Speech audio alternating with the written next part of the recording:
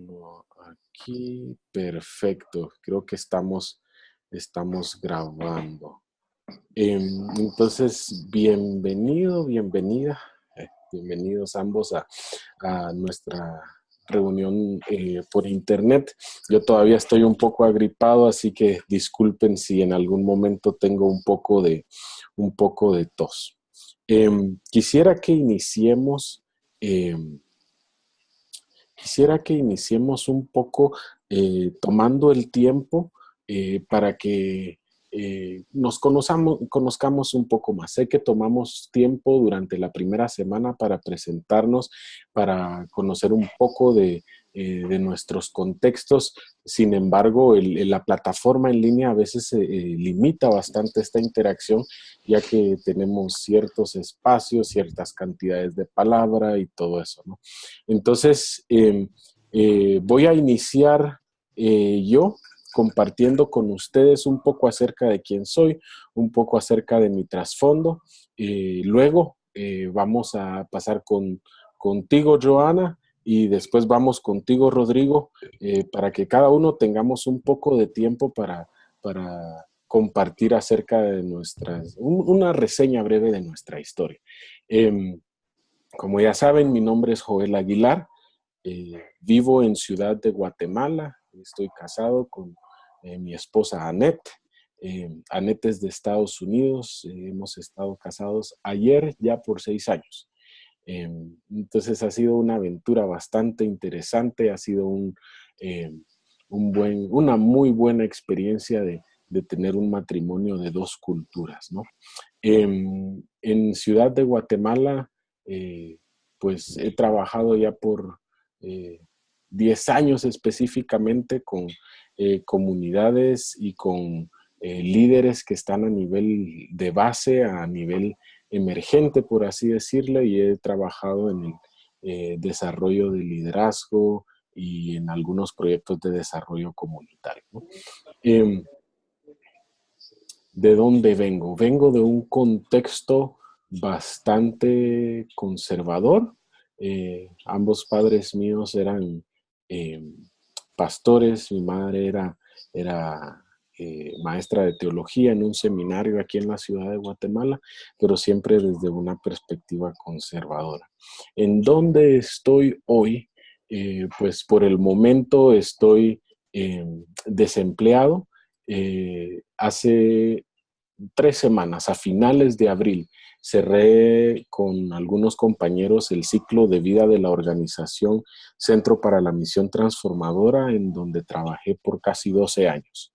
Entonces, cerramos la organización, ya que el ciclo de vida de la organización así lo requería. Entonces, estoy en un proceso de, hasta cierto punto, luto, pero también de discernimiento y de sueños hacia adelante. Entonces, gracias. He aprendido mucho de ustedes en las últimas semanas, leyendo sus interacciones, aprendiendo de sus perspectivas, y espero que la conversación de hoy pueda llevarnos a conocernos mejor y a aprender y a construir juntos y juntas una teología desde abajo. Así que gracias y vamos contigo, Joana. Cuéntanos un poco en dónde estás, de dónde vienes y hacia dónde vas. Bueno, estoy en el celular, no creo que me dé para ponerle la cámara. No hay problema. Pero bueno, ahorita voy a intentar. Bueno, yo soy colombiana, o sea, soy de acá de Colombia, donde estoy en este momento. Mi trasfondo es una iglesia, digamos, independiente desde los 11 años, sirviendo, digamos, como en la iglesia local, más dentro del marco de la iglesia misma, digamos, no mucho, digamos, hacia afuera. Realmente la universidad fue un espacio para mí para una nueva conversión, digamos. En la universidad, conocí el movimiento universitario, en el momento, digamos, también coyuntural en el que había tenido una crisis con la iglesia. Entonces, bueno, fueron como muchas cosas juntas, pero en la universidad, a través del movimiento universitario que en Colombia se llama Unidad Cristiana Universitaria, bueno, fue donde empecé, digamos, como a entender lo que realmente significaba la misión.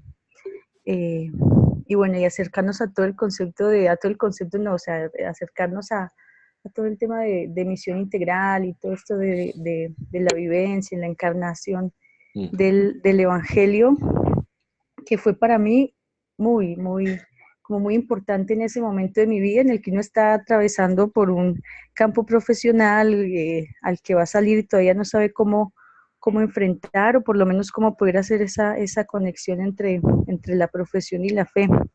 Entonces fue muy importante, digamos, como justo en ese momento haber conocido, bueno, el movimiento, que el movimiento es no que te enseña algo acerca de la misión integral, sino que la centralidad en la palabra y profundizar en la palabra y en la escritura es lo que te acerca, digamos, eh, a, a, a entender realmente eh, las implicaciones de la vivencia y la proclamación del Evangelio.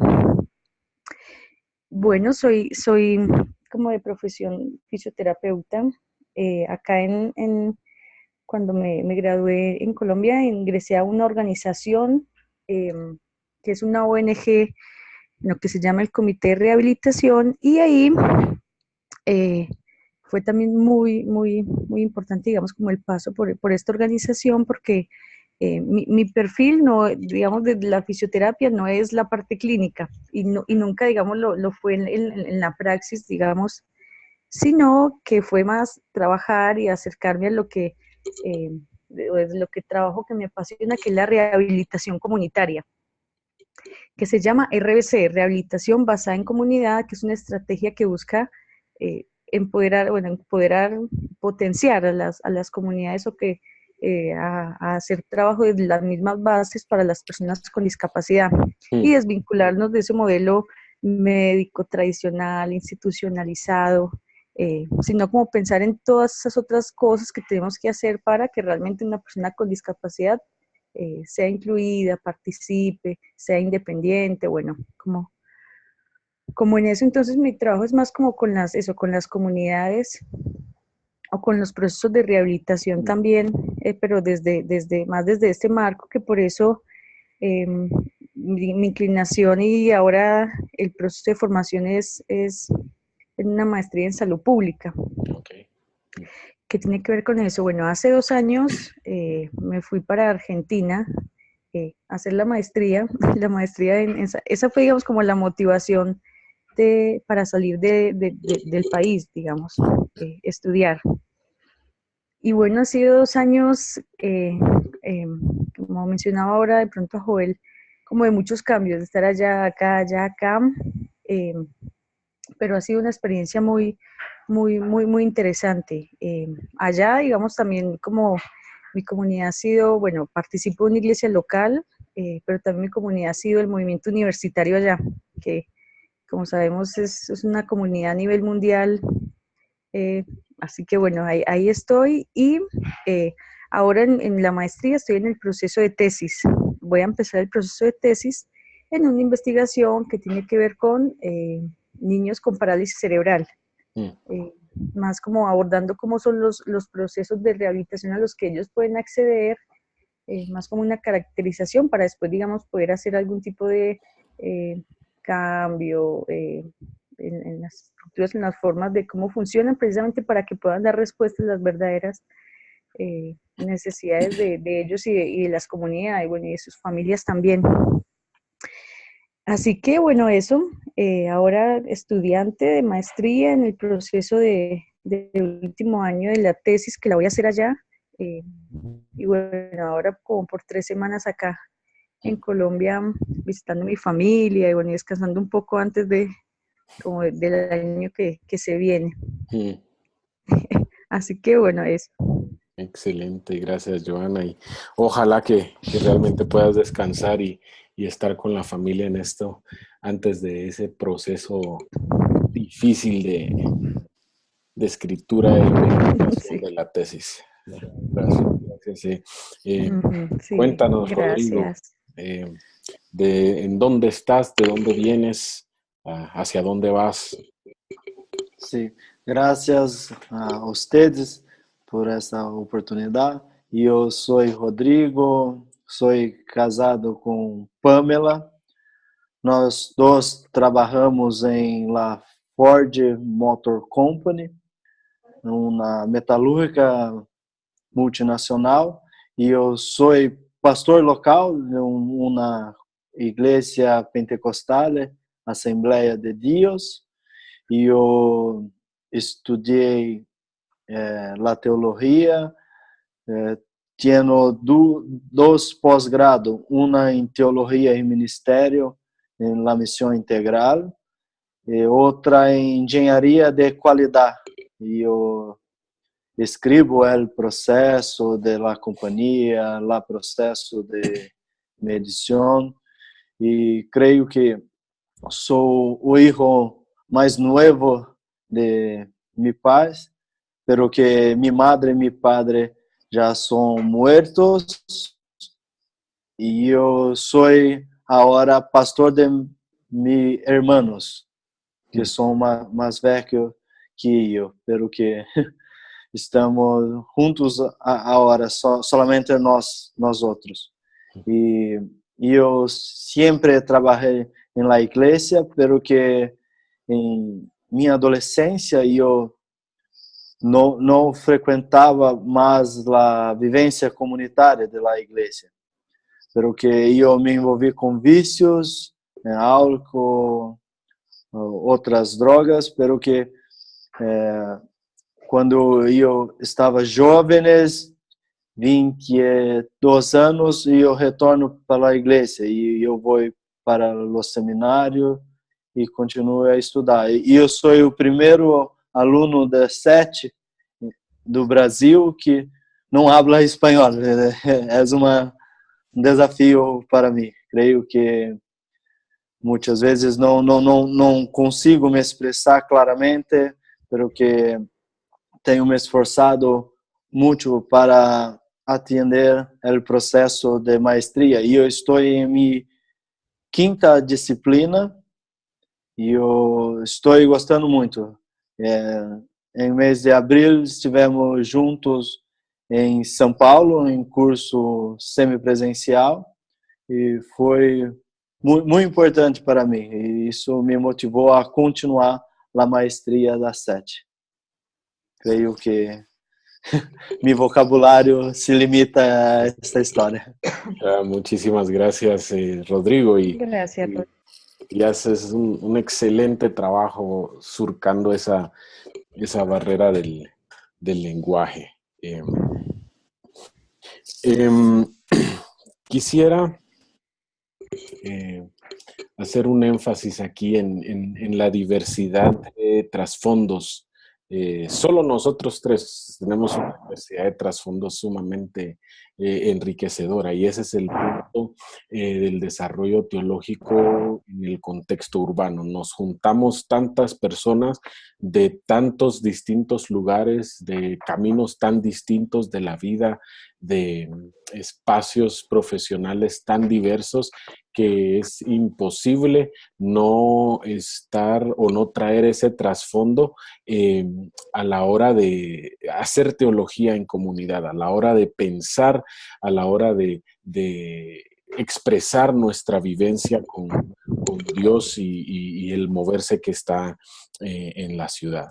Entonces, voy a tomar los siguientes 20 minutos aproximadamente para tratar de unificar un poco el contenido que han venido comentando a través de los foros en el aula virtual, para poder expandir un poco más la conversación y para que juntos podamos hacer preguntas, podamos tener una conversación que nos ayude a movernos hacia adelante en el proceso de la materia. Entonces, voy a empezar compartiendo mi pantalla. Una vez ustedes, vamos a ver. Listo. Vamos a ver. Creo que la tengo aquí. Sí. Ok. Perfecto.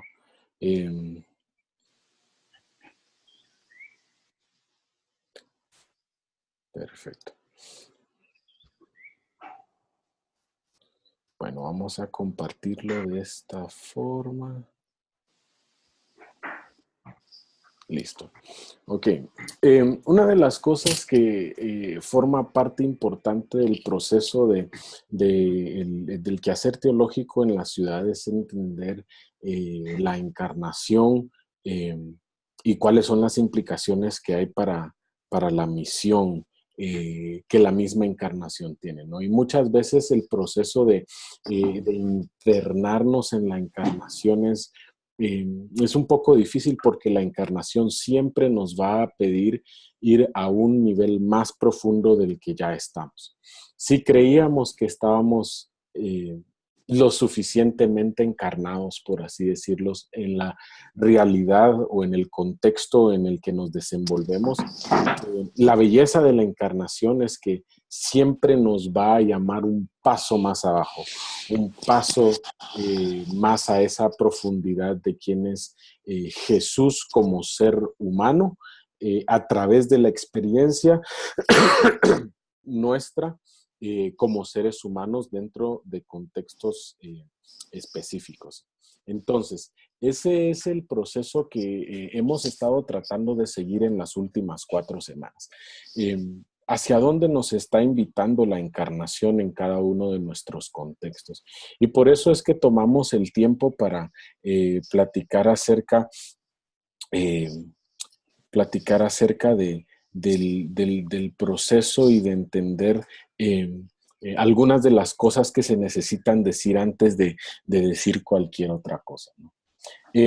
Y una de esas cosas es muy de la mano con lo que decía el teólogo suizo Karl Barth, es en el que necesitamos sostener, decía él, o todo teólogo o pastor necesita sostener la Biblia en una mano y el periódico en la otra mano. Y a mí me gusta decir que ese es el arte de una fe ambidiestra.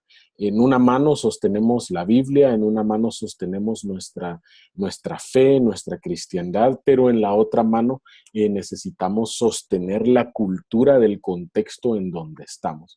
Y ese ni siquiera es un equilibrio, por así decirlo, sino esa relación que surge entre la realidad del texto y viceversa, es lo que nos ayuda a llevarnos esos procesos más profundos del entendimiento de la encarnación en el contexto urbano, especialmente porque la encarnación nos lleva a celebrar las buenas noticias en lugares difíciles. Muchos de esos lugares son a veces empobrecidos en nuestros contextos urbanos, a veces son, en el caso en el que tú hablabas, Joana, es con las personas que tienen discapacidad, o muchas veces es en el ámbito de estar en el círculo de profesionales en donde nos desenvolvemos. Porque al final de cuentas es muy importante que nosotros entendamos que Dios amó a todo el mundo en sí. El mundo como tal, como global, como urbano, como posmoderno, pero también ama específicamente las áreas de nuestra vida que realmente no están compartamentalizadas, sino que son parte de un todo, parte de una integralidad que tenemos como seres humanos. En cuanto a la familia, la comunidad, la escuela o los estudios, la iglesia, aún en los espacios de recreación en donde nos encontramos, está esa comunidad relacional de quienes somos como seres humanos. Y es a ese punto en el que queremos entrar con la encarnación, encarnarnos en cada uno de esos ámbitos para poder desarrollar nuestra fe desde una perspectiva integral. Ahora bien, hay un pasaje que a mí siempre me ha impactado mucho, tal vez es el pasaje, diría yo, que parte como premisa metodológica y teológica de mi experiencia y de mi vivencia de fe, ¿no? Y es el pasaje que está en el Salmo 137:4, si no estoy mal. El Salmo 137 es un salmo muy rico, especialmente porque es un salmo en el que se escribe desde el cautiverio, ¿no?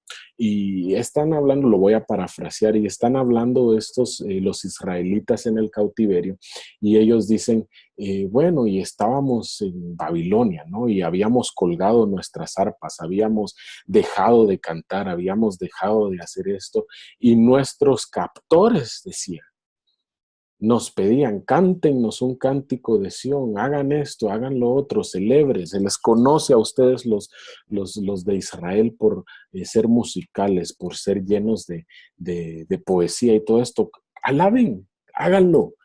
Y hay un momento justo en la estructura quiástica del Salmo en el que dice, ¿cómo pues vamos a cantar los cánticos de Jehová, los cánticos del Señor en una tierra de extraños?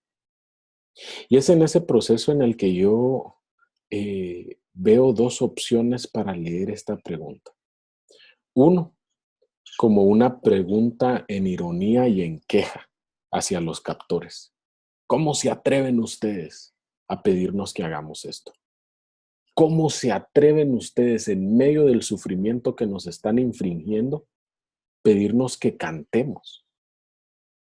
Y al mismo tiempo podría leerse esta pregunta como una pregunta metodológica real, en la que los ancianos del pueblo de Israel realmente se hicieron la pregunta, ok, esta es la realidad en la que estamos, esta realidad de opresión, de estar cautivos en una tierra extraña. ¿Cómo vamos a cantar los cánticos de Dios en esto, en medio de esta situación? ¿Cómo lo vamos a hacer? Realmente, sentémonos, pensemos, dialoguemos, platiquemos. ¿Cómo vamos a realmente a cantar los cánticos del Señor en medio de todo este sufrimiento? Entonces, la diferencia es que en una forma de hacer la pregunta no pasa más allá de la queja. Y en la otra forma de hacer la pregunta sí duele el hacerse esa pregunta específica para el pueblo de Israel, pero también los lleva a una reflexión del cómo ser el pueblo de Dios en medio de tal sufrimiento. Entonces, perdón. Entonces, a eso me gustaría a mí creer que nos llama la encarnación, a hacernos las preguntas en medio de una tierra extraña, en medio, muchos casos, tal vez de esa industria metalúrgica, ¿no? En la que trabajas, Rodrigo, en medio de la universidad en donde estás, Joan, en medio del contexto o los contextos urbanos en donde nos desenvolvemos, en medio de las personas con discapacidad, en medio tal vez de las personas en pobreza, en medio de las personas de la tercera edad que han sido abandonadas, en medio de nuestros compañeros y compañeras de trabajo, en ese contexto específico. ¿Cómo vamos a cantar los cánticos de Dios? Es más, ¿cómo me voy a convertir yo, Joel Aguilar, en un cántico de Dios en medio de una tierra que me es totalmente extraña? Entonces la pregunta se vuelve una pregunta metodológica, una pregunta del quehacer teológico en el camino. Y es ahí en donde entra el arte de esta fe ambidiestra. Ok, en un lado tengo esta palabra, este libro que considero sagrado, esta idea de Dios, pero en el otro lado tengo la realidad que al mismo tiempo me parece tan extraña, tan distinta a lo que me sería cómodo. Entonces, ¿cómo me convierto? ¿Cómo me envuelvo y me desarrollo como el cántico de Dios en medio de esta tierra extraña? Entonces, ese es el viaje en el que quisiera invitarnos para no solo las semanas que ya hemos pasado en la clase, sino para las siguientes semanas. Que la pregunta rectora dentro del quehacer teológico que estamos desarrollando sea: ¿cómo pues voy a cantar yo el cántico del Señor en una tierra extraña, en un lugar que me parece extraño, en un lugar que me parece incómodo, en donde hoy estoy desarrollando mi vida, en donde hoy estoy desarrollando mis talentos? ¿Y cómo es que la encarnación me invita a profundizar aún más en ese contexto para que la lectura de la palabra sea relevante a las personas con quien sirvo? Entonces, por eso fue que entramos durante la segunda semana a hacer ejercicios de teología del jazz. Y la teología del jazz es un concepto que viene de la experiencia afroamericana y fue desarrollado por un teólogo negro que se llama Carl Ellis, y él escribió un libro que se llama El Evangelio y la experiencia afroamericana. Y en este libro él hace una distinción entre tanto la música clásica, la música del jazz, y la teología clásica y la teología del jazz. Y él, tomando esta experiencia musical del jazz que sale desde los esclavos negros de mediados y finales de 1800 en Estados Unidos, y él toma la música clásica y dice: bueno, la música clásica es hermosa, pero es formal, es cuidadosamente estructurada y encuentra la belleza en ejecutar las intenciones originales del compositor. O sea, si nosotros estamos dentro de una orquesta sinfónica, no podemos improvisar en una pieza que escribió Beethoven, Mozart o Händel. Igual sucede, dice él, con la teología clásica, la llama él. No es que sea una teología mala per se, pero agrupa lo que sabemos de Dios en categorías sistemáticas de pensamiento. Y la clave de esta teología es tener la información correcta y comunicarla de forma correcta. Cuando yo les contaba un poco acerca de mi trasfondo, esta es la teología en la que yo fui formado. Aún cuando fui al seminario, cuando hice mis estudios, esta es la teología en donde se me formó. Se me enseñaron, ok, ¿cuáles son los atributos de Dios? Oh, Dios es omnipresente, es omnipotente, es omnisciente, no todo lo sabe, está en todo lugar. Y entonces me preguntaban de una u otra forma, ok, ¿cuáles son los atributos de Dios? Bueno, está en todo lugar, es todopoderoso. Ah, ok, ¿y qué significa ser todopoderoso? Y entonces yo ya listaba ciertas categorías que definían a Dios como todopoderoso. Ahora, en la música jazz se encuentra una dinámica, es improvisacional y encuentra su belleza en el alma de los músicos y en el acto de la ejecución.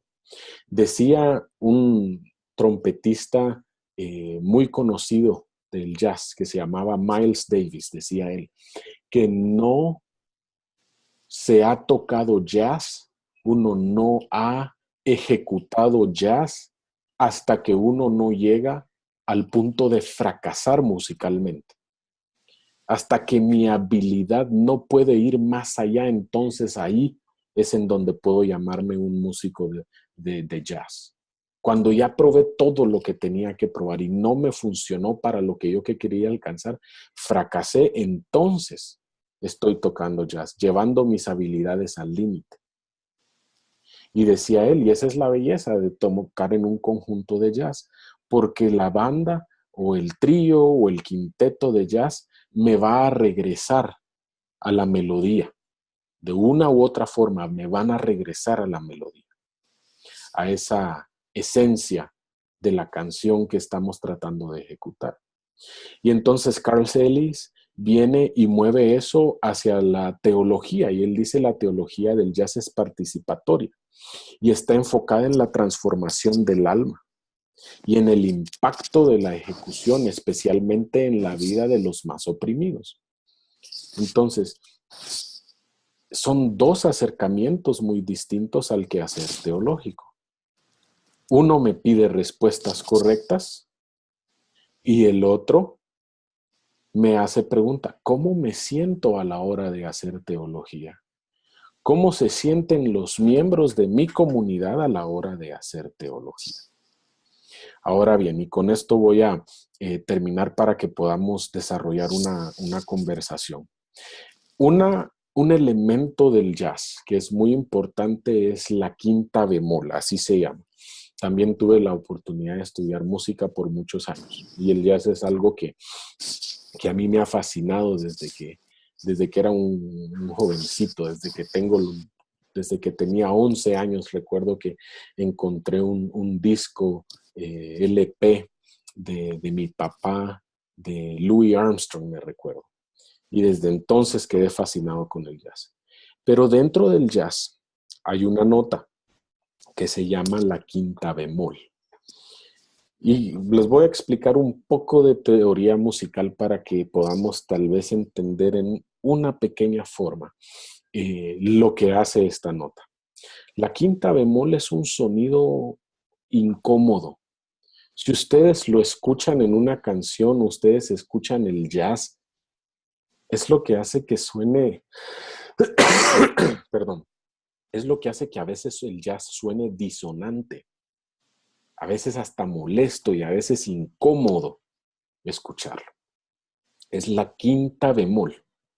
Y los músicos de jazz, o en el blues primero, le llamaron la nota triste o el blue note, la nota azul, tristeza. Y es la nota que expresa el dolor aún dentro de los cantos de la espiritualidad negra norteamericana. Ahora, la teología del jazz toma como parte central ese entendimiento del sufrimiento dentro de la música jazz. La quinta bemol se consideró especialmente durante el papado de Gregorio Magno, cuando él instituye el canto gregoriano y cuando desarrolla la música sacra como parte de la liturgia de la iglesia. Se prohibió en ese entonces la ejecución de la quinta bemol, porque la quinta bemol, musicalmente hablando, no tiene una resolución, no tiene un final, porque crea tensión, crea disonancia en la música. Entonces, ese concepto es muy importante dentro de la teología del jazz, porque al hacer teología del jazz en forma comunitaria, hay voces que van a crear disonancia a la teología que ya hemos conocido o en la que hemos crecido. Van a crear disonancia aún dentro de los círculos teológicos en donde nos movemos. Por eso es que muchas veces las preguntas que salen de las personas con quienes nosotros leemos la Biblia nos dejan perdidos. O cuando interactuamos con las lecturas de Ekblad, encontramos respuestas que hasta cierto punto nos hacen sentir incómodos o que aparentemente son respuestas incorrectas. No sé si recuerdan ustedes la lectura cuando él habla de la mujer en el pozo y el agua viva. Y luego Ekblad dice que uno de los presos, de los privados de libertad con quienes él estaba, habló de cocaína viva. Algo que llamaba a su necesidad, pero que al mismo tiempo saciaba esa necesidad. Entonces, esas notas disonantes son las que muchas veces son los destellos valiosos de la gracia dentro de la teología del jazz. Cierro con una historia.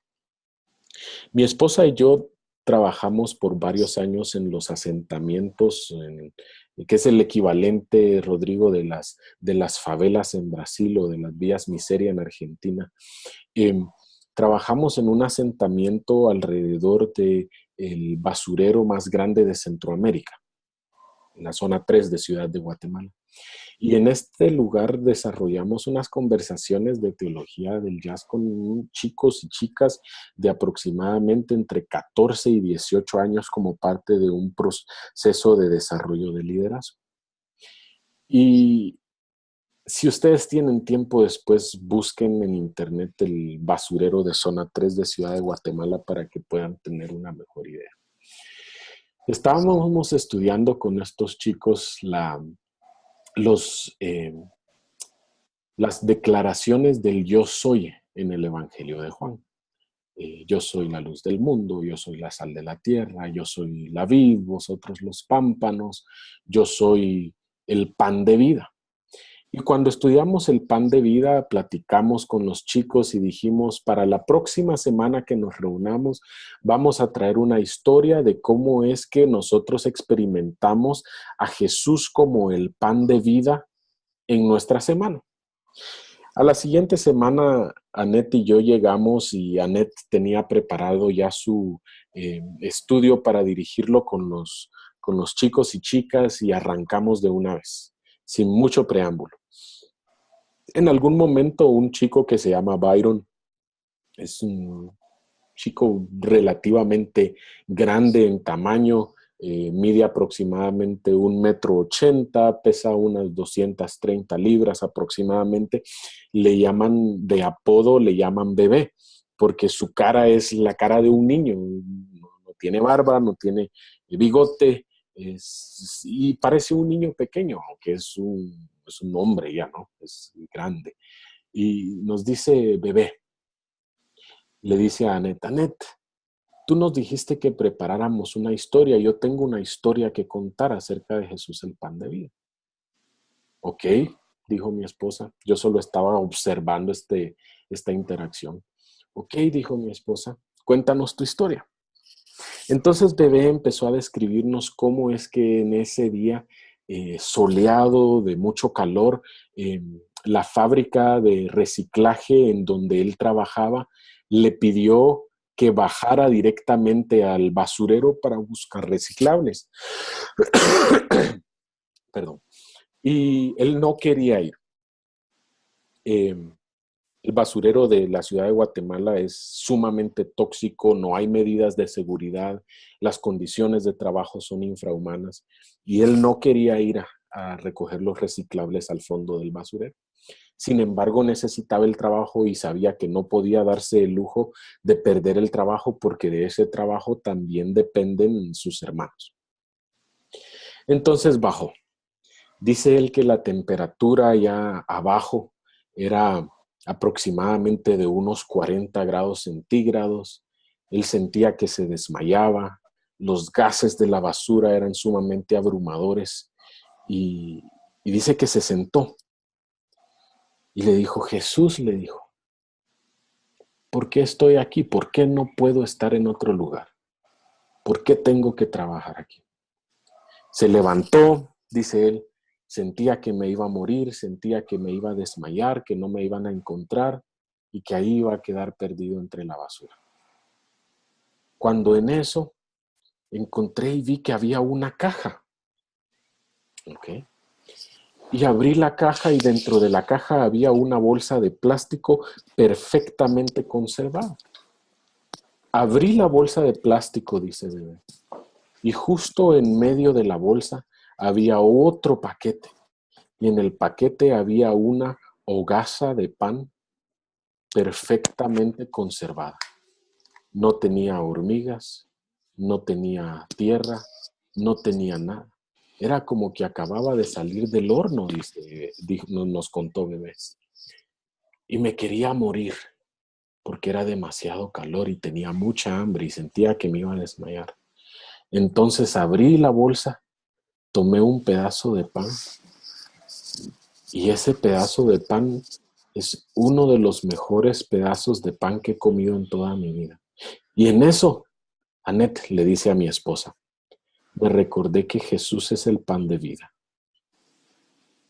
y que nunca me va a dejar. Entonces, ya se imaginan ustedes, después de escuchar esa historia, Annette y yo no sabíamos qué decir, no teníamos preguntas para hacer, no teníamos comentarios para hacer. Y si lo ponemos en una perspectiva teológica clásica, su interpretación de quién es Jesús pueda que hasta sea errónea, ¿no? De una forma tan literal. Sin embargo, esa nota de disonancia y de dolor es una de las experiencias más hermosas que hemos tenido en leer la Biblia con los jóvenes en estas circunstancias. Entonces, abro el espacio para que platiquemos, para que conversemos, y a eso es a lo que nos referimos. La fe, el arte de una fe ambidiestra, la cultura en una mano, pero el texto en la otra.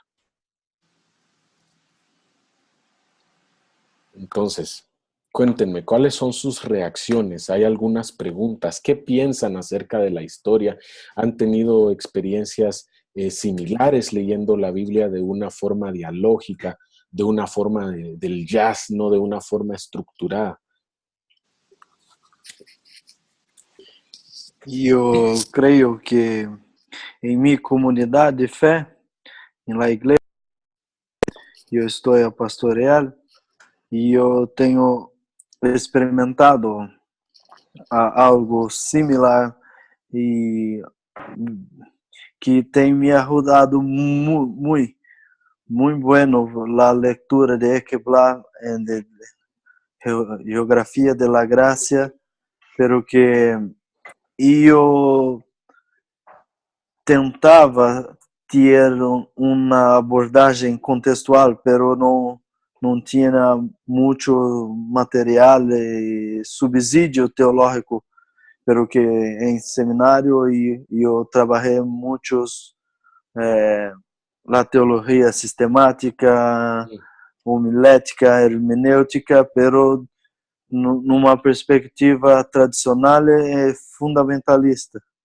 Pero que agora com a matéria teologia e praxis, eu tenho tentado falar com a comunidade. E a primeira tarefa que o estudo bíblico me chamou muita atenção, pero que quando eu falava sobre a sencillez del reino de Deus, jardineiro, senhor da terceira idade me disse, eu sou jardineiro, como puedo pertencer ao reino? E eu falava sobre as parteiras de Êxodo 2 e eu consegui trabalhar a profissão, a vida na perspectiva integral, pero que em meio pentecostal em Brasil, os profissionais têm uma dicotomia, pero que minha vida espiritual, minha vida profissional, lo sagrado e lo profano, e eu tenho muita dificuldade em trabalhar o tema, pero que com estas leituras e a mirada em teologia desde baixo me ajuda muito em minha comunidade de fé. Excelente, me alegro que te ayuda mucho, Rodrigo. Y mencionaste algo muy importante, y esa dicotomía entre lo profano y lo sagrado. Y eso es el llamado de la encarnación. unir lo que el mundo divide. Ese es el ejemplo claro, ¿no?, que está al inicio del Evangelio de Juan. Dice que el Verbo se hizo carne. Y ese es el espacio tal vez en donde tenemos más, de una forma más ejemplar, el proceso de la encarnación. Y el proceso es sumamente violento en su escritura. ¿A qué me refiero esto? Porque dentro de la mente de las personas, y vos estudiaste en el seminario, la mentalidad griega separaba eso. Lo bueno es el espíritu y el cuerpo es malo. Y entonces pensar en un Dios que se encarna, que se hace carne, era algo totalmente fuera de la mente. Era algo profano decir que Dios se hizo carne. ¿Cómo puede ser algo profano decir que bebé interpreta el texto sin tener conocimiento teológico?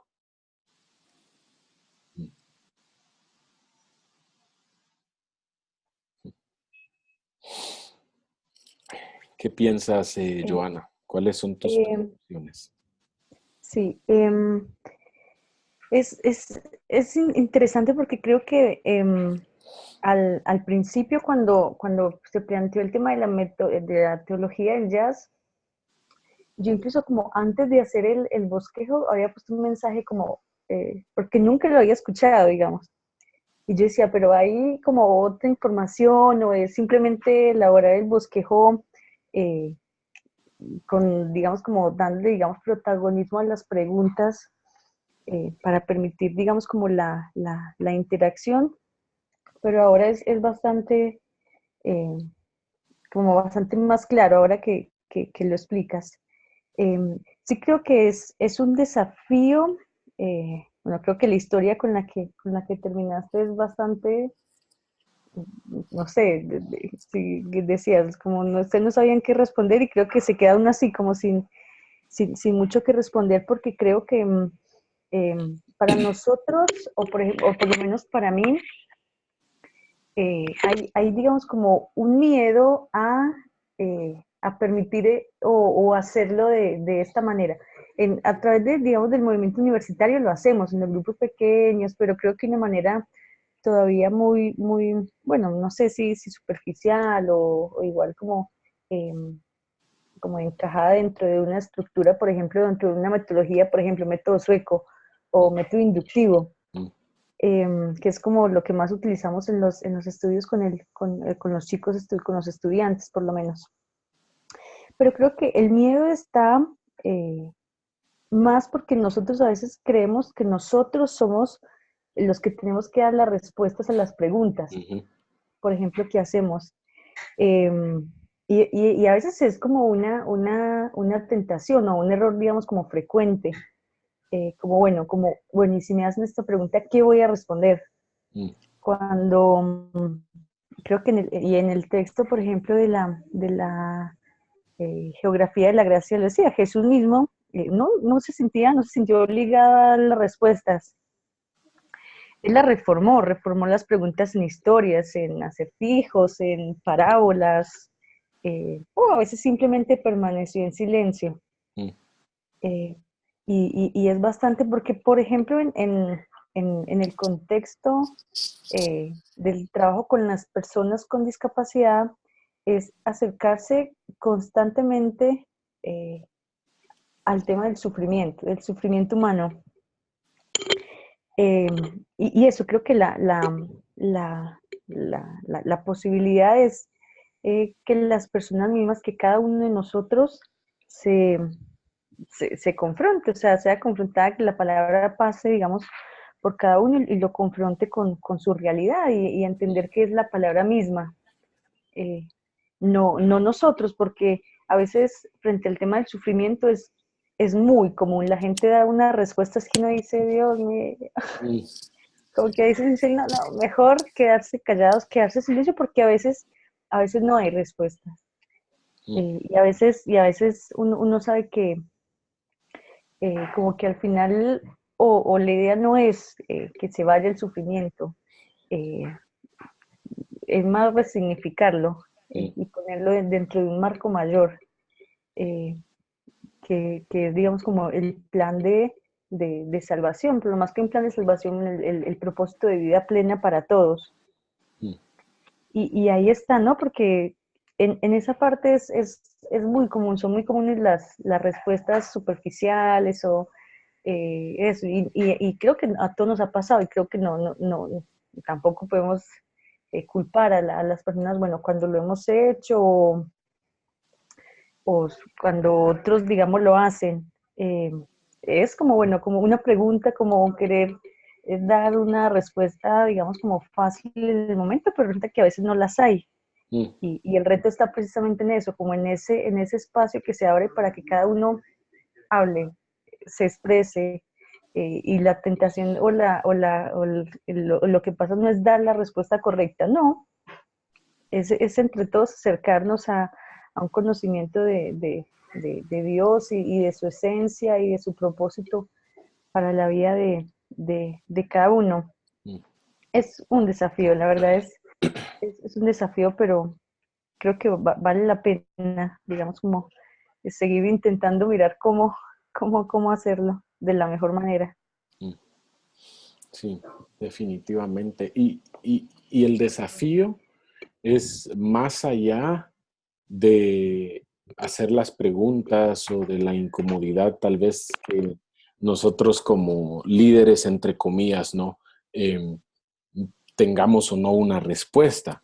Lo que sucede con el dolor, con el sufrimiento, es que es la conexión entre aquellos que tienen mucho poder y aquellos que han sido oprimidos. Todos de Mm. una u otra forma hemos sufrido algo. Hemos sufrido la pérdida de un ser querido, hemos tal vez sufrido circunstancias económicas difíciles, hemos sufrido la pérdida de un trabajo, hemos sufrido muchas veces abusos por parte de la autoridad. Y lo que sucede es que al momento de entrar en una lectura comunitaria del texto bíblico, el dolor sale a luz y nos hace a todos iguales. Ajá, Nos sí. pone a todos en el mismo lugar. Nos hace a todos vulnerables.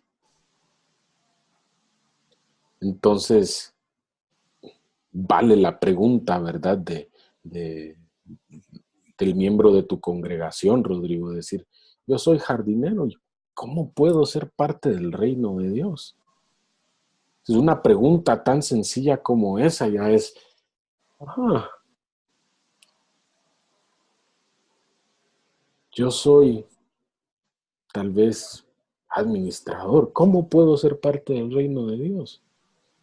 Yo soy maestro, yo soy maestra.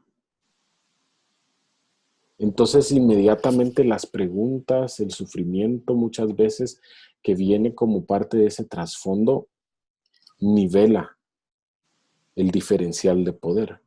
Ahora bien, es interesante, la teología del jazz hace eso muy bien, nivela el diferencial de poder, porque al momento de que una voz está en ejecución, una voz está en hacerse escuchar, eh, no hay realmente, si se hace bien y si realmente nos consideramos unos a otros como parte de una comunidad, inmediatamente me quita a mí el poder de tener la interacción de la persona si es incómoda o no. Me quita a mí el poder de poder arreglar las cosas, de poder eh, arreglar la interpretación de esta persona. Y especialmente para nosotros aquellos de nosotros que hemos crecido en iglesias tradicionales, la figura del líder es la figura de quien sabe y quien conoce cómo interpretar la escritura. Entonces, inmediatamente hay un espacio de control en el que no se puede abrir espacio para el dolor. Y por eso es tan importante el elemento de la quinta bemol, de esa nota de disonancia dentro de la teología del jazz. Y creo que ustedes leyeron esta cita en la Geografía de Gracia. Dice el poeta norteamericano Cummings, dice que la respuesta hermosa siempre va precedida de una pregunta aún más hermosa. Y eso es a lo que nos invita la encarnación. Mencionabas, Joana, Jesús no dando respuestas, sino haciendo preguntas o refraseando preguntas o respondiendo con preguntas. Para mí el ejemplo más grande de esa pregunta hermosa es la historia del ciego Bartimeo. No sé si la recuerdan. Dice que Bartimeo estaba sentado a la orilla del camino, muy posiblemente pidiendo limosna con otras personas con discapacidad. Y dice que escuchó de lejos que venía la multitud y preguntó que quién venía acercándose, y le dice, bueno, pues es Jesús, ¿quién más? O sea, no. ¿Quién más puede causar tal algarabía, no?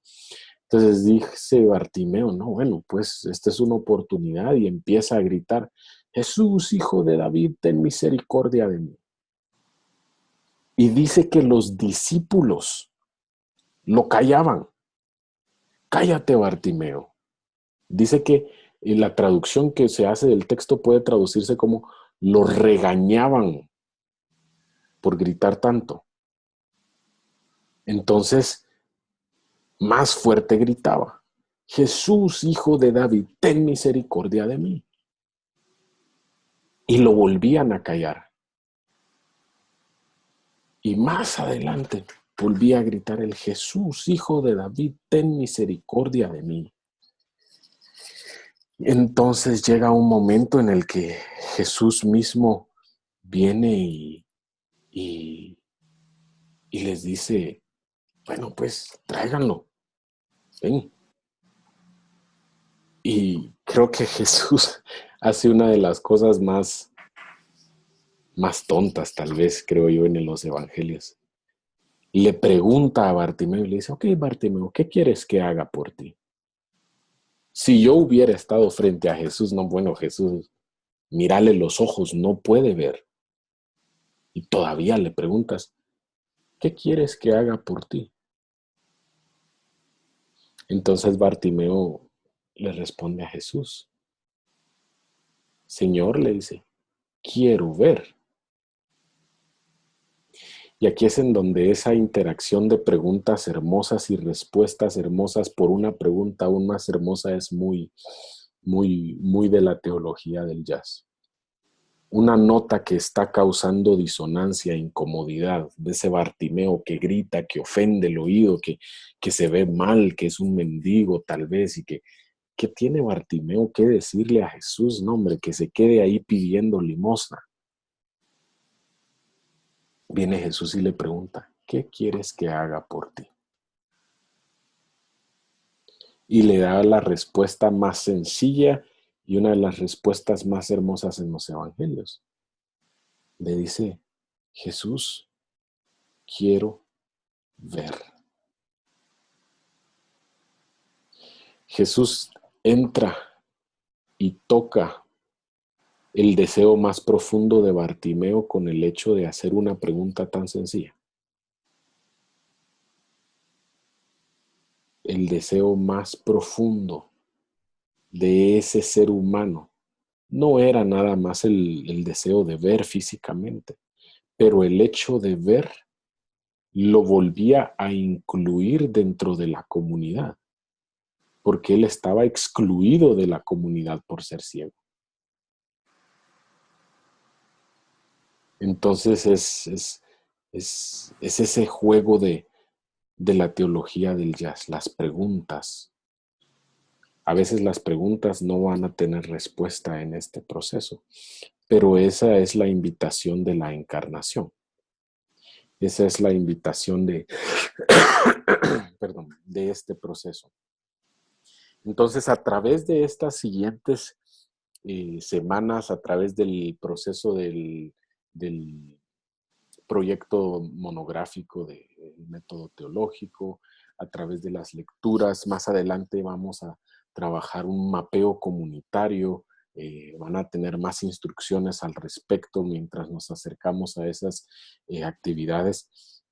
Vamos a estar tratando de entrar a 3 elementos y este va a ser nuestro mapa de entrenamiento.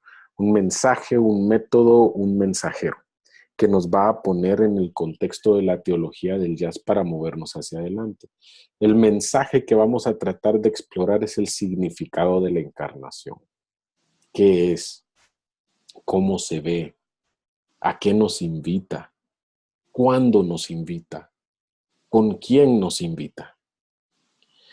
Vamos a ver también el método, ¿verdad? Vamos a trabajar con un método específico y es el de la teología desde abajo, una teología del jazz, especialmente poniéndonos en la perspectiva de aquellos quienes han sido vulnerados en nuestra sociedad, aquellos a quienes se ha excluido, perdón, aquellos a quienes hemos olvidado esas voces que no hemos tomado en cuenta.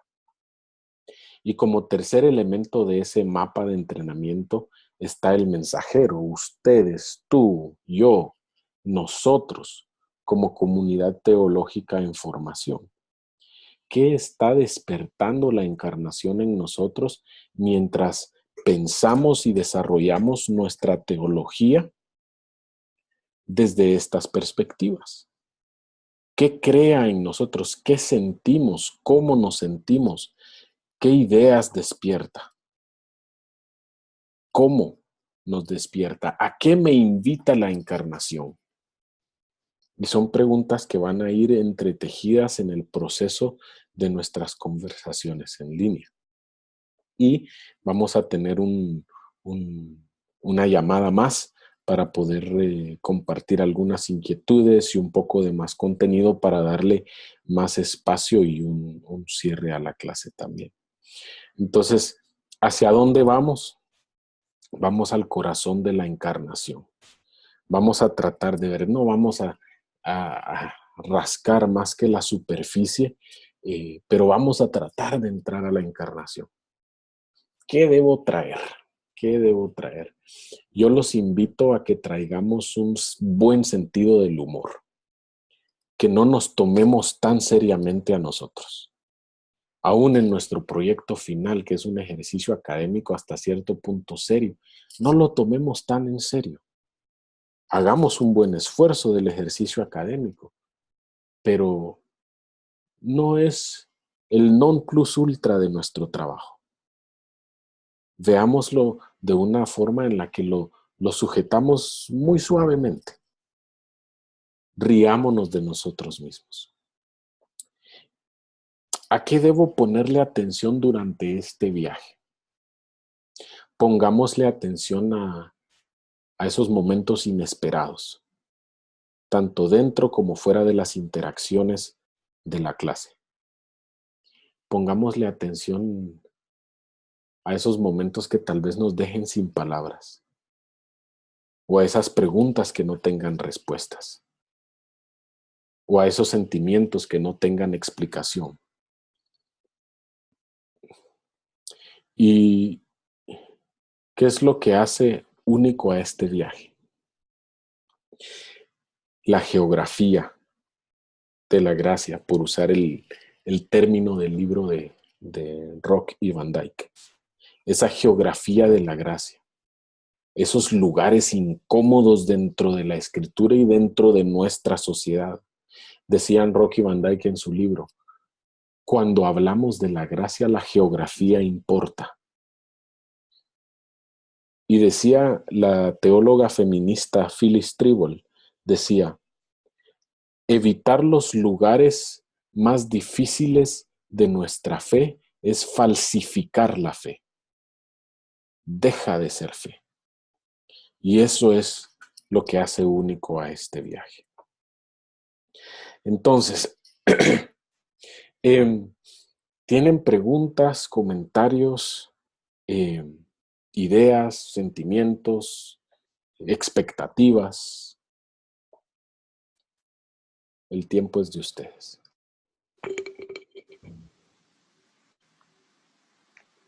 Y no es, gracias por ponerlo, digamos, de esta manera, el sentido del humor, eh, como me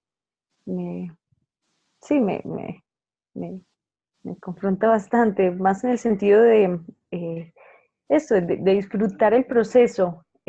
Yo por lo menos, eso, y lo que te decía ahorita de pronto, cuando no estaba Rodrigo, era como dije, ah, bueno, esta tarea. Entonces dije, bueno, agarro, no sé, la más fácil, digamos, o bueno, lo que estoy acostumbrada, o donde sé que a lo mejor puedo, no sé, tener más bibliografía o la experiencia, por así decirlo, digamos, como de estos años, pero eh, creo que como venía pensando y decía, sí, no, sí, no.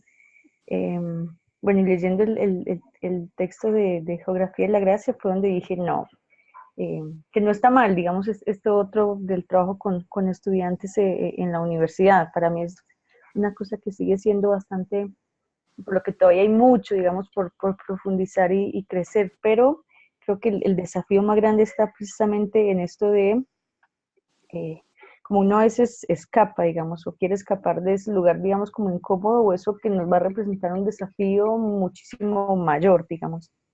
Así que yo lo tomo como eso, como un desafío importante en este momento, aparte porque creo que lo estaba perdiendo de vista, porque cuando yo empecé mi maestría de SETI, la maestría de SETI, es, digamos, como a este tema sobre el que quiero hacer mi tesis en SETI. Entonces creo que este es un buen comienzo. Este sería un buen comienzo para, para eso. Entonces, es eso, tomarlo como un desafío y sobre todo eso, como llegar al punto de, de, de la esencia y el significado de la encarnación misma. Eh, y bueno, sí, ese desafío que les planteé ahora de querer tener las respuestas a las preguntas, creo que ese va a ser un muy buen punto. Creo que voy a aprender bastante en este proceso. Bueno, y espero que así sea, poderles como compartir un poco más acerca del caminar con las personas con discapacidad o aquellos que de alguna manera hemos tenido que enfrentar el sufrimiento de alguna manera a la palabra misma y a mirar lo que es precisamente conocer a Dios, hacer teología en medio de ese espacio. Así que muchas gracias por presentarlo así, Joel. De nada, no hay ningún problema. Am, Rodrigo, ¿qué piensas? Sí, gracias por compartir con nosotros esas palabras y por tornar el camino más leve, menos pesado, más com um tom de humor, com a amistade, pelo que muitas vezes a vivência em comunidade como pastor tiene nos tornado ácido, não tão humanos, nossa humanidade às vezes é subjugada pelo problema, pelas perguntas, não tinha resposta, pelo que agora a pergunta é mais importante que a resposta. E para minha vivência tem sido muito importante você, toda a comunidade de Sete, e me ajuda muito, muito, muito mesmo estar com você. Graças por las palabras, por el pastoreio com nós outros. Sí. De nada, gracias a ti por arriesgarte en esta aventura. Eh, hay una cita de Francis Bacon que me gusta mucho, la tengo aquí, dice que Dios nos dio una imaginación para consolarnos por lo que no somos y nos dio sentido del humor para consolarnos por lo que sí somos. Imaginación para consolarnos por lo que no somos y sentido del humor para consolarnos por lo que sí somos. Entonces, si nos dejamos, eh, si nos permitimos reírnos de nosotros y nosotras mismas, entonces la encarnación se torna más real, nos hace más humanos, nos hace menos, digamos así, divinos, ¿no? Menos endiosados por el hecho de ser humanos y reírnos de nosotros mismos.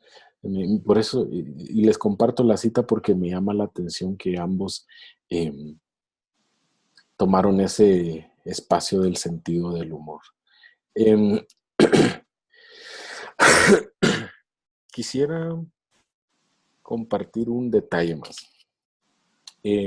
Normalmente cuando tengo cierto tiempo, un espacio más abierto, me gusta ir con los participantes, ustedes pueden ver las fotos ahí, con algunas imágenes de quién es Jesús, algunas imágenes de cómo nos imaginamos a Jesús muchas veces, imágenes de, tal vez muchas veces de que hemos aún tenido en nuestras casas, ¿no? Pero hay una imagen específica que a mí me impacta mucho y es la imagen más antigua que se ha encontrado de Jesús.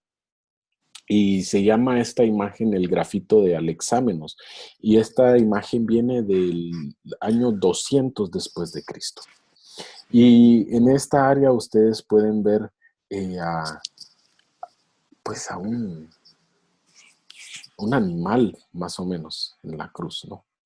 Y abajo en esta área se mira a un hombre con la mano levantada, tal vez de una forma un poco desafiante, y en la escritura dice Alexámenos sebete theon, y es Alexámenos alaba a su Dios, a su Dios. Y esta imagen siempre me ha impactado mucho porque es la más antigua que existe, es la representación más antigua que existe de Jesús.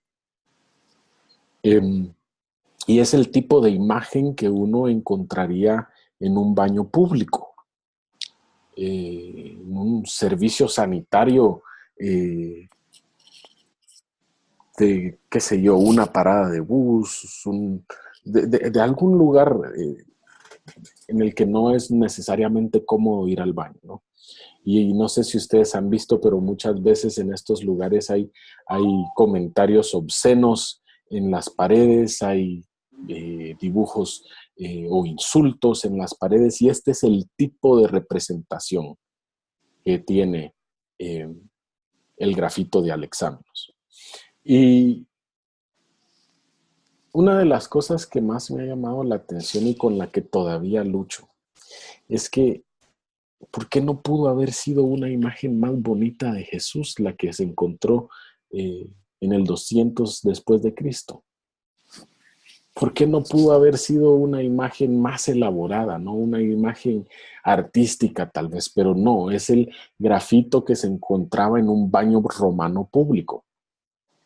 Y a mí me gustaría pensar que a Dios no le preocupa el ser identificado como un burro, porque la encarnación misma lleva a Jesús a tomar el lugar más vergonzoso dentro de la condición humana. Y ese es en ese lugar más vergonzoso que Dios es más Dios volviéndose hombre. Entonces, me gustaría terminar esta parte del contenido con un reto para nosotros, para el resto de la clase. Van a haber momentos en los que nos vamos a sentir amenazados o amenazadas por nuestras propias imágenes de Jesús, nuestras propias ideas de quién es Dios, nuestras propias ideas de cómo se ve Dios la, en la ciudad, o cómo ven las personas de la ciudad a Dios. Sin embargo, la encarnación nos llama a no querer limpiar a Dios, nos invita a tratar de no limpiar a Dios, a tratar de no quitarle lo burro, digamos.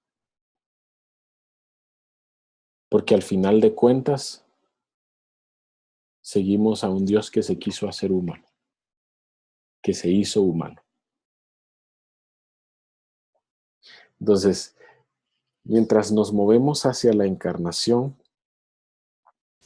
riámonos de nosotros mismos. Es más, tengamos la disposición de reírnos aún de nuestras imágenes de Dios. Y termino con una cita de hecho, de E. Cummings también. Déjenme encontrarla para poder leerla. Sí, dice: las imágenes, decía él, C.S. Lewis, perdón, debo suponer, tienen su uso o no serían tan populares. Sin embargo, creo que su peligro es un poco más obvio. Las imágenes de lo santo fácilmente se convierten en imágenes sagradas, sacrosantas. Mi idea de Dios no es una idea divina. Tiene que ser derribada constantemente. Él mismo la derriba. Él es el gran iconoclasta. No podríamos decir que este derribamiento de imágenes es una de las marcas de la presencia, de su presencia en nuestra vida. La encarnación es el ejemplo supremo. Deja todas las ideas previas del Mesías en ruinas. ¿Qué les parece este entendimiento de la encarnación por C.S. Lewis? ¿Están de acuerdo o no están de acuerdo? ¿A qué les invita el autor?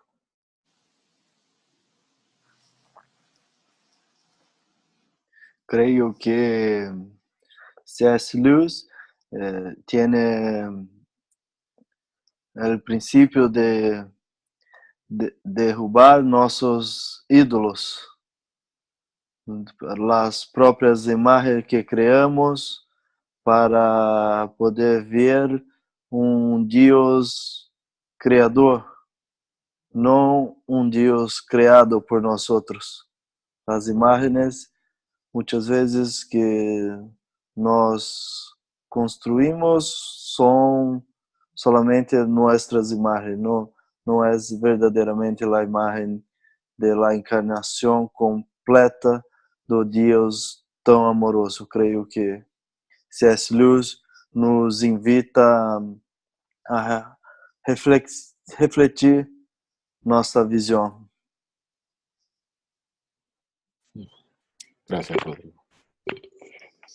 Sí, pienso lo mismo porque igual creo que el tema no es hacernos simplemente la imagen. Lo que pasa es que como en respuesta a esa imagen que nos hacemos, nos comportamos de cierta manera, hablamos de cierta manera, o nuestro lenguaje se convierte como en algo, digamos, como en respuesta a esa imagen. Por eso creo que es como bastante fundamental esto, ¿no? No sé, de repensarnos, no sé, esas imágenes que tenemos o y que a veces incluso no queremos soltarlas, que estamos ahí como aferradas eh, a ellas, pero creo que el desafío está en eso, ¿no? Como en encontrar, y creo que así mismo como no las preguntas correctas o respuestas correctas, tampoco las imágenes correctas, sino como, bueno, como ver la esencia de Jesús en el otro, digamos, y en la esencia misma del amor encarnado, ¿no? Mm, Eh, no sé, en eso pienso. mm. Sí, y creo que ambos ponen énfasis en el hecho de que no es que las imágenes sean incorrectas, ¿verdad? Pero esas imágenes, como decías Rodrigo, se convierten en ídolos o nos aferramos, como decías, Joana, a esas imágenes de una forma que aún cambia nuestro actuar, nuestro hablar, etcétera, ¿no? Em, y creo que hasta cierto punto es en esa riqueza de imágenes en donde podemos tener una idea más completa de quién es Dios. Nosotros tres en esta llamada tenemos imágenes muy distintas de quién es Dios. Estoy casi seguro de eso. Imágenes de cómo actúa Dios, cuándo actúa Dios. Y no es que nuestras imágenes estén 100% equivocadas, sino que las imágenes están incompletas. Entonces, por eso necesitamos de la comunidad para que cada imagen pueda complementar la otra. Pero creo que muchas veces caemos en ese querer defender de nuestra imagen, querer hacer que nuestra imagen sea la que valga, sea la concreta, sea la real. Y por eso la presuposición que nos va a llevar hacia adelante es que la forma en la que veo a Jesús determina la forma en la que hago mi ministerio. Y la forma en la que hago ministerio es una revelación directa de la forma en la que hago a Jesús. Y decía este autor, McCraig Barnes, decía que nada hace más difícil ver a Jesús que mis expectativas de él. Entonces, este es el viaje en el que nos embarcamos en esta clase. Hacia esto va empujado y va desarrollado el sílabo, los proyectos, las lecturas. Queremos entrar a ese proceso de conocimiento, queremos entrar a ese proceso de profundidad de nuestra fe y retar esas imágenes que cada uno y cada una tenemos. Entonces, no sé si hay algún comentario final por parte de ustedes. Si lo hay, este es el tiempo de hacerlo y después voy a cerrar nuestro tiempo con algunos detalles logísticos para las próximas semanas. Pero no sé si tienen algún comentario final. Yo ninguno. Yo también no. Ok, perfecto, perfecto. Entonces, gracias por el tiempo, por la disposición de conversar, por hacer el espacio para la conversación. Trataremos una vez más desde ya buscar la fecha y el horario que mejor se adecua para asegurarnos que la próxima vez estamos todos los participantes del curso en esta reunión. Un detalle logístico muy importante. Ustedes ya durante la semana pasada, la cuarta semana, ustedes iniciaron el proceso de la temática, de algunas de las fuentes para el desarrollo de su trabajo monográfico, el cual se presentará un borrador en un par de semanas y el trabajo final se presentará durante la semana número 9 del curso. Ahora bien, hay algunos detalles en el proceso que quisiera explicarles para que cuando lleguemos a esas partes del trabajo podamos desarrollarlo de una manera un poco más libre y de una forma un poco más completa. Más adelante ustedes van a presentar el primer borrador de su trabajo. ¿Qué quiere decir esto? Ustedes van a tener contenido ya escrito, van a haber utilizado las fuentes que han propuesto y otras que tal vez hayan encontrado en el camino. La forma, y esto va a estar especificado en las instrucciones, la forma de trabajar va a ser una copia, va directamente a un recurso de tarea en el aula virtual. Una vez ustedes coloquen esta en el aula virtual, tienen que colocar una copia más en el recurso de foro. Ahora, esta es una parte muy importante, porque en el foro ustedes van a leer el primer borrador de por lo menos 2 compañeros del curso. Y van a leer y van a hacerse preguntas. Pueden ser preguntas evaluativas, pueden ser preguntas de contenido, pueden ser preguntas de ideas específicas dentro del trabajo. Esto va a ser muy importante porque ese ejercicio nos va a servir para poder desarrollar nuestro trabajo final y para poder interactuar de una forma un poco más académica en el intercambio de ideas y de acercamientos a distintas formas de entender la teología y cómo hacer teología en comunidad. Entonces, al final, en la semana 9, cuando se debe presentar el trabajo final, ustedes van a tomar en cuenta los comentarios y preguntas de sus compañeros y compañeras para incluir algunos de esos elementos en la versión final del trabajo. Ahora, por eso es que necesitaré 2 copias, una en el recurso de tarea y otra en el recurso de foro para que tengan acceso sus compañeros y compañeras. En la semana 9, únicamente tienen que presentarlo como se dan las instrucciones de esa semana cuando lleguemos ahí al recurso de tarea y yo tomaré en cuenta para esa calificación final sus interacciones durante la semana que se presente el primer borrador e interactúen con cada uno y cada una de sus compañeras. No sé si esto está claro o tienen alguna pregunta.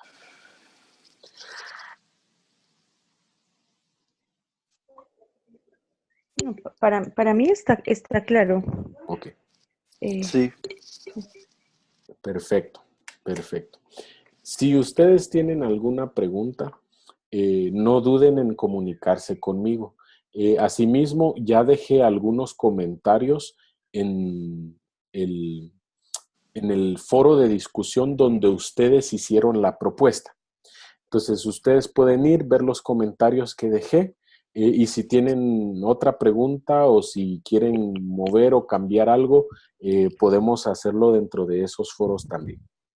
Así que, Joel, yo tengo una pregunta más, no sé, más como con la plataforma, porque ajá, cuando hicimos cuando presentamos el bosquejo, ajá, entonces, bueno, vos hiciste pues la nota, la devolución, y dijiste que habías hecho como unas notas en el documento, sí. pero uno, ¿dónde encuentra el documento con las observaciones? Porque ahí mismo, como el mismo documento es el mismo que uno envía.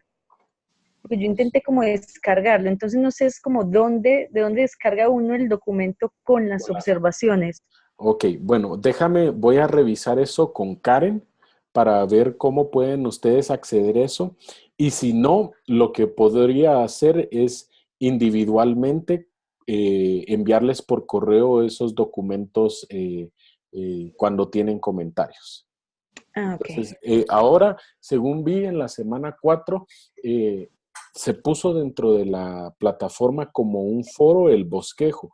No hay un documento per se por cada uno de ustedes, sino como nada más una propuesta, ¿no? En esa propuesta yo ya hice comentarios, Ujú. específicamente del trabajo del método teológico. Entonces, eso lo podemos ir viendo ahí. Lo que puedo hacer para para los otros comentarios de las otras tareas es mejor enviarles directamente a ustedes ya las tareas con los comentarios para no esperar en caso de que se tenga que habilitar algo en la plataforma. Pero sí le voy a preguntar a Karen específicamente cómo puedo agregar esa herramienta para que ustedes ahí mismo la puedan acceder. Ah, ok. Gracias, muchas gracias. No hay problema. Ok. No sé si hay alguna otra duda. Creio que não. Ok, perfecto. Entonces voy a parar la grabación en este momento. Y muchas gracias por su tiempo, tanto Joana y Rodrigo. Estoy muy emocionado de poder seguir aprendiendo de ustedes en la plataforma, leer sus comentarios. Han tenido muy buenas participaciones hasta ahora y les animo a que sigan adelante en esas participaciones, instando a sus otros compañeros y compañeras para que participen también. Muchas gracias. Estaremos en contacto. No duden en escribirme si tienen cualquier duda y estoy emocionado de ver las siguientes semanas de trabajo. No, gracias. Gracias a ti, Joel, por el espacio de hoy, bueno, y por el curso que de verdad está siendo bastante disfrutable, bastante agradable. Muchas, muchas gracias. También estoy aprendiendo bastante. Y bueno, un gusto, Rodrigo, conocerte. Oh, mucho gusto para mí también. Gracias, maestro. Gracias, Juana, por la compañerismo, por la amistad, mesmo virtual. Nosotros estamos juntos en el camino de conocimiento, amor y servicio al reino de Dios. Amén, así es. Exactamente. Muchísimas gracias a ambos. Que tengan un feliz fin de semana. Estaremos en contacto. Igualmente, chao. Chao, chao.